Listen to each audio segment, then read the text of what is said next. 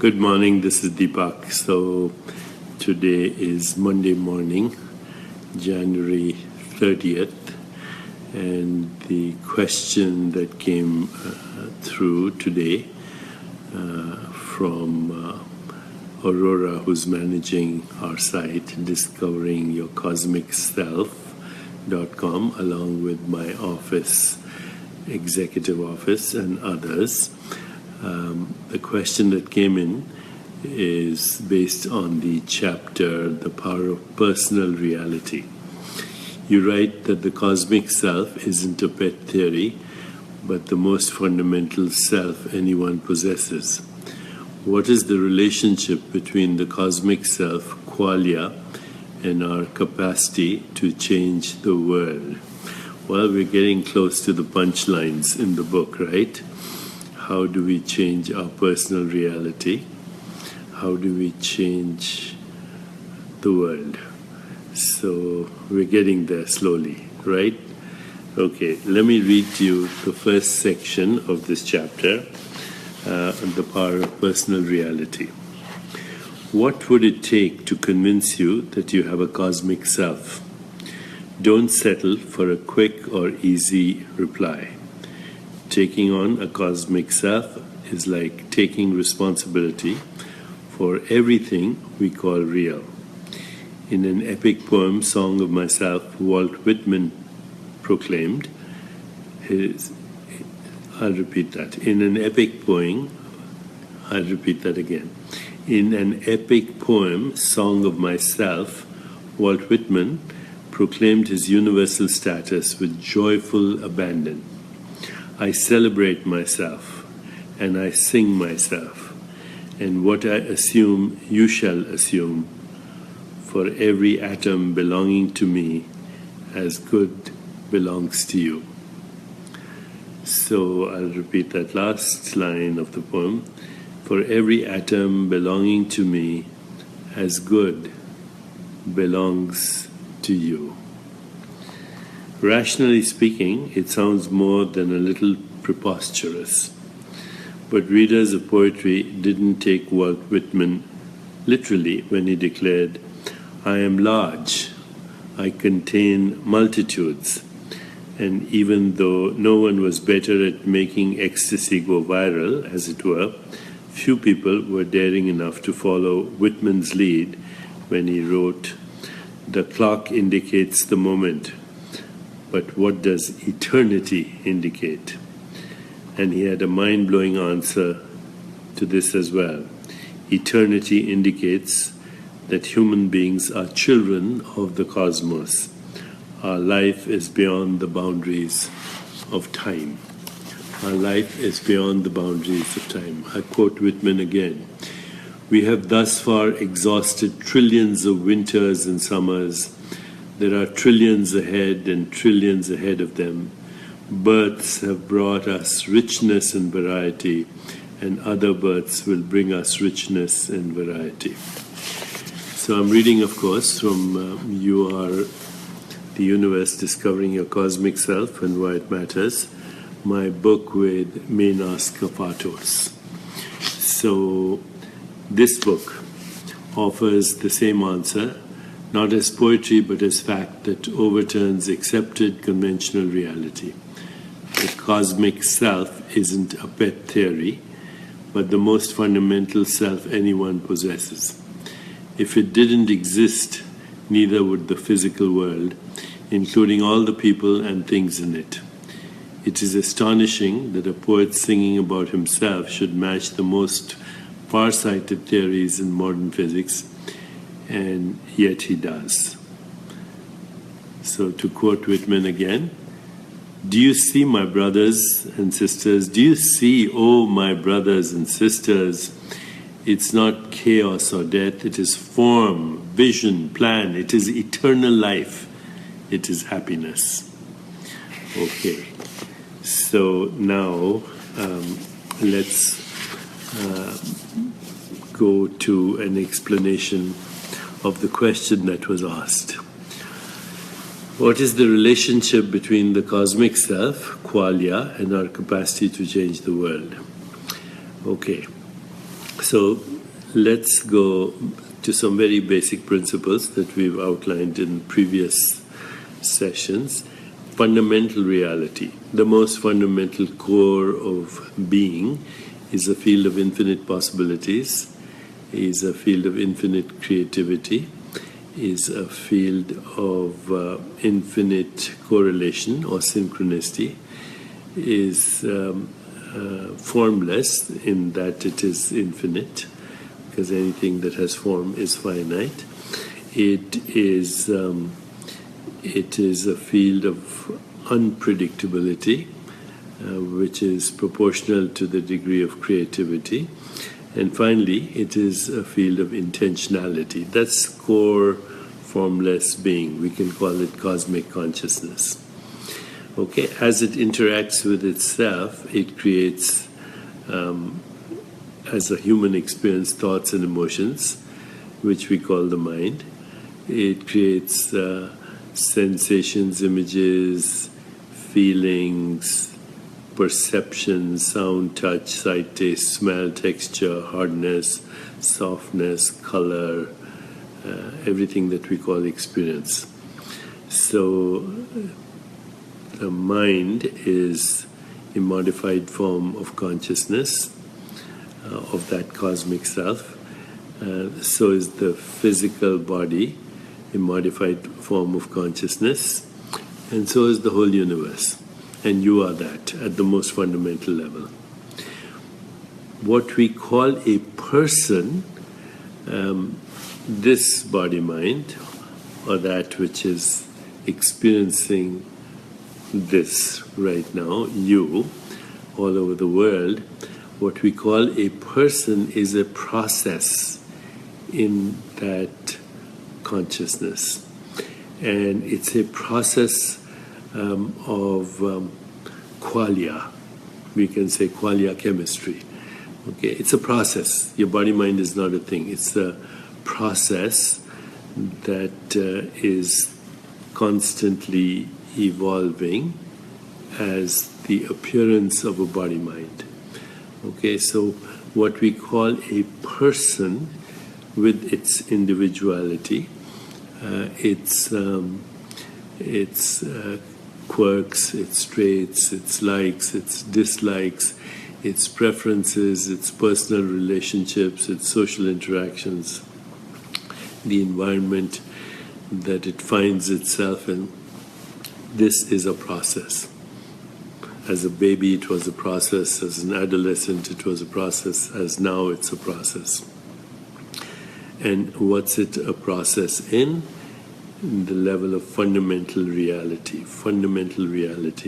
which is your cosmic self, which is projecting as the whole universe through an infinite number of processes known as sentient beings, for lack of a better word.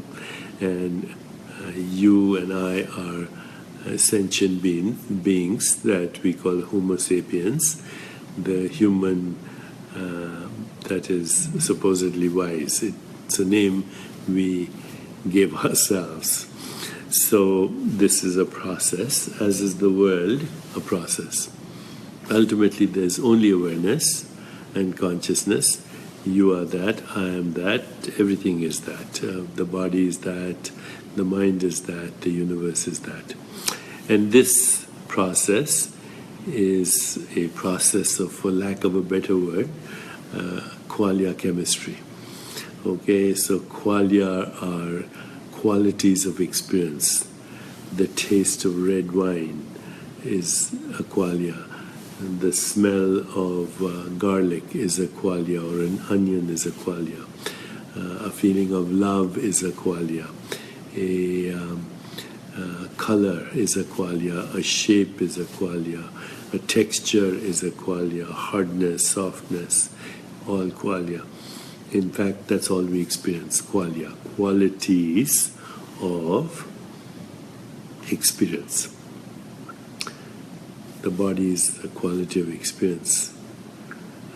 Personal relationships are a quality of experience. The person itself is a quality of experience. The relationships we have are qualities of experience. The social interactions that we have are qualities of experience. The experience of suffering is a quality of experience. The experience of joy is a quality of experience. The environment is a quality of experience. So, all of these are structured out of, even though I use the word structured, all of these are actually qualia chemistry. We are made of qualia. The person as a process is made of qualia.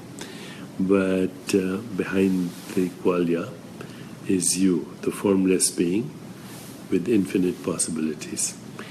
So therefore, choice, which is also intention, which is at the level of fundamental reality, becomes the basis of creating our experience. So there are certain experiences that we can change very easily. If I don't like this color, I can take it off, right?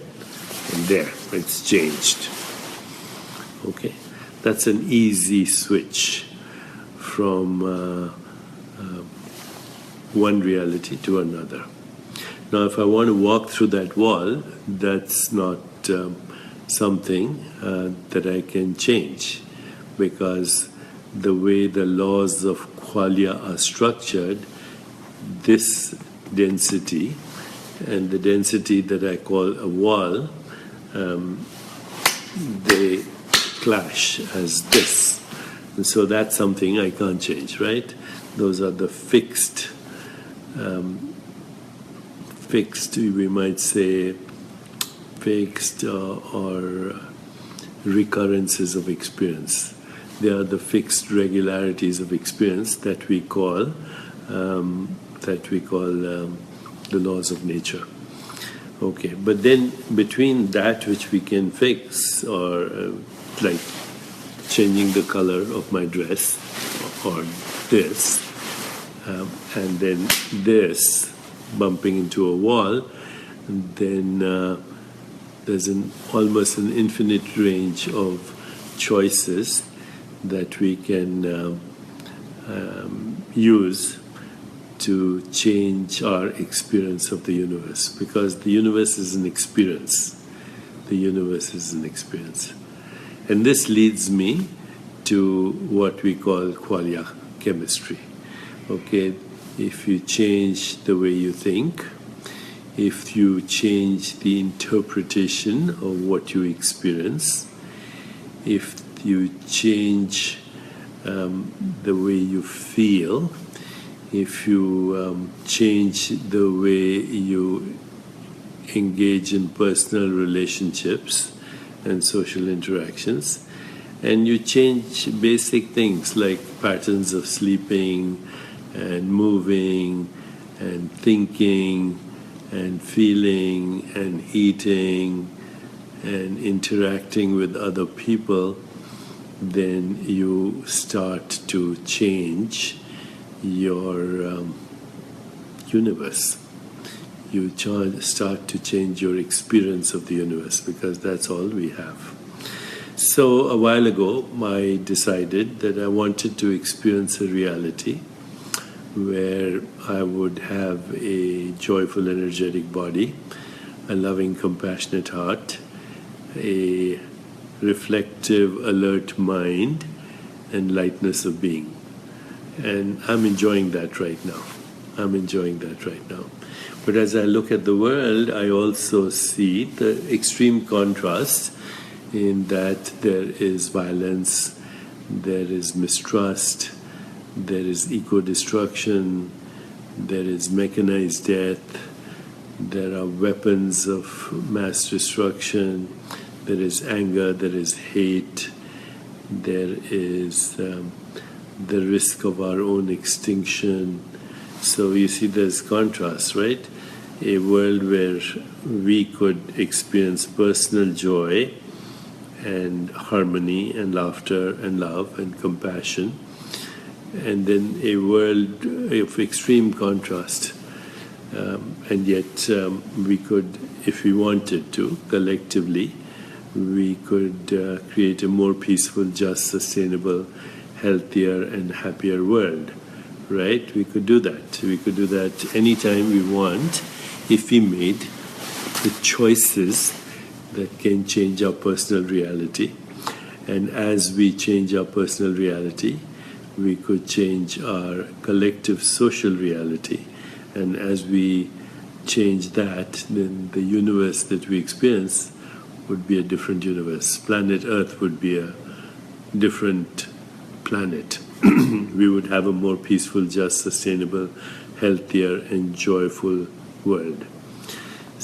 So all of that is possible through what I call qualia chemistry. And there'll be more I'll have to say about qualia in the next few sessions. So this is where we need to go. Now, this is also the knowledge of freedom. I have mentioned elsewhere that you will have ultimate and total freedom, spiritual freedom, if you recognize that in every moment your personal experience of what we call the universe or perceptual reality is a projection of the state of consciousness you're in. So if you don't like what is happening to you, say, what am I doing to experience this projection of my state of consciousness, and how can I make other choices? So that's the first principle. Recognize that every moment the world is as you are. Second is recognize that the essential nature of being is without ego. There is no ego in the world other than as a social construct. The third thing to realize is that everything we experience as form has its source in the formless being that we are. And the fourth thing to recognize, which is very important, is that the real you, the real me, which is formless being, is never born and therefore not subject to death. That is ultimate freedom. But then as we come out of that, then we start to shape personal reality, including the reality of that which we call a person, the reality of the body-mind, the reality of our perceptual experience, and the reality of our day-to-day experience of life. Monica Firm says, could you repeat about the ego? I will, but you can always go back to this. This will be on the internet, and you can go back, and if you go back, you'll be able to fully understand. But you have to, go back and think about it and reflect on it. So our greatest hindrance to the fulfillment of desire is our own ego self that overshadows our real self. To conclude today's session, I'm going to read to you as usual, because poetry expresses things that are very difficult to express in prose, and also difficult to express through science. As T.S. Eliot said, poetry is a raid on the inarticulate. So I'm going to read to you a couple of poems from the great Indian sage poet Liz Madsen. Says, I love you. I love you, Liz Madsen. Thank you for coming here and joining me. So I'm going to read to you this poem from Rabindranath Tagore. My book with Menas Kapatos, quantum physicist and cosmologist, starts with a meeting between Tagore and Einstein. It actually also concludes with the insights from Tagore and Einstein. So the essential nature of reality is egolessness, and when you're without ego, you have no need to defend your point of view or argue or win the argument, then you will ultimately have the spontaneous fulfillment of all your desires. Okay, so these are 3 poems about the ego. He whom I enclose with my name is weeping in this dungeon. I am ever busy building this wall all around, and as this wall goes up into the sky day by day, I lose sight of my true being in its dark shadow. I take pride in this great wall, and I plaster it with dust and sand, lest a least hole should be left in this name. And for all the care I take, I lose sight of my true being. So when you magnify your ego and it comes into the forefront of your being, you lose sight of your true being, which is infinite love, infinite creativity, infinite power of intention, infinite synchronicity, the realm of unpredictability and creativity and evolution. Okay, second poem. I came out alone on my way to my tryst, but who is this that follows me in the silent dark? I move aside to avoid his presence, but I escape him not. He makes the dust rise from the earth with his swagger. He adds his loud voice to every word that I utter. He is my own little self, my Lord. He knows no shame, but I am ashamed to come to your door in his company. I am ashamed to come to your door in his company. This boisterous, belligerent ego self. Last poem from today. Prisoner, tell me, who was it that bound you? It was my master, said the prisoner. I thought I could outdo everybody in the world in wealth and power, and I amassed in my own treasure house the money due to my king, to my lord, to my own higher self. When sleep overcame me, I lay upon the bed that was for my being, for my higher self, and on waking up I found I was a prisoner in my own treasure house. Prisoner, tell me, who was it that wrought this unbreakable chain? It was I, said the prisoner, who forged this chain very carefully. I thought my invincible power would hold the world captive, leaving me in a freedom undisturbed. So night and day I worked at the chain with huge fires and cruel hard strokes. When at last the work was done and the links were complete and unbreakable, I found that it held me in its grip. So what holds you in its grip is ego. E-G-O. Edging God out. Let's not do it. Let's go back to very basics. The essential you was never born. Every moment is a projection of your conditioned mind. The real you has no ego. The real you is your formless being interacting with its own self and experiencing itself as mind, body, and universe. By changing the way we experience qualia, qualities of experience, we can change our experience of the universe. More on qualia chemistry and more on things to do with shaping personal reality in days to come. Many people are commenting on the image, the painting behind me. That's a painting by M.F. Hussain, who was known as the Picasso of India.